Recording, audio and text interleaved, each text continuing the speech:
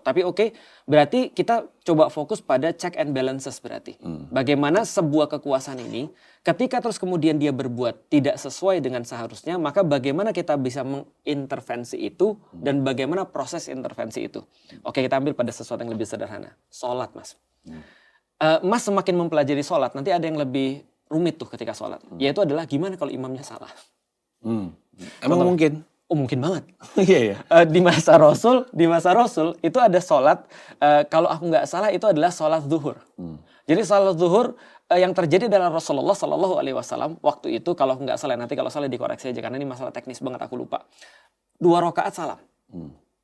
Para sahabat di belakang bingung dong. Ini sholat zuhur atau sholat apa nih? Sebentar. Mereka ikut salam, tapi mereka ada deg-degan nih. Mereka tanya pada Rasul ketika Rasul udah keluar. Ya Rasulullah, tadi kita sholat apa ya? Sholat zuhur. Berapa rakaat ya Rasulullah? Intinya salah intinya. Rasul bilang, emang tadi berapa? 2 ya Rasulullah. Intinya salah lah. Karena Rasul bilang, oke, kalau gitu kita sujud sahwi. Maka kita mendapatkan hukum karena Rasul memang salah di dalam sholat. Dan itu wajar, bukan salah yang berdosa. Tapi salah yang menjadi contoh bagi kita gimana nanti kalau ada imam salah. Kenyataan yang terjadi, aku selalu akan lupa ketika aku lagi punya kerjaan, ini sholatnya sholat apa? Sholatnya sholat apa sih? Enggak lah ya. Ini berapa rakaat? Ini udah di rakaat keberapa tuh sering terjadi tuh? Sering terjadi kan ya. Nah, andaikan rakaatnya harusnya 4 dan kita sudah di 3 dan kita ngerasa ini sudah 4 rakaat, maka apa harus dilakukan oleh makmum? Dalam rangka check and balances kepada pemimpin. Maka dia akan mengatakan, Subhanallah. Dia akan kerasin, laki-laki bilang subhanallah. Imamnya udah salam nih. Lalu makmumnya bilang subhanallah. Imamnya harusnya sadar. Kalau dia sadar, dia ngelanjutin lagi sholatnya.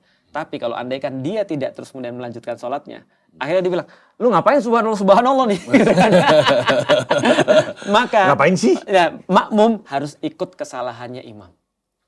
Ikut salam juga bareng-bareng. Setelah itu baru dikoreksi, baru terus kemudian melakukan sesuatu untuk perbaikan.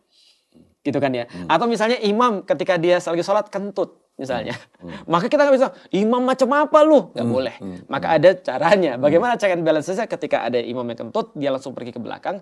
Dan makmum di depannya langsung menggantikan posisi dia sebagai imam. Kemudian yang lain melanjutin sampai selesai. Sesederhana itu sih. Nah berarti di dalam Islam ada nggak sih check and balance untuk pemimpin? Jawabannya adalah ada. Dan itu senantiasa di masa-masa Islam itu terjadi.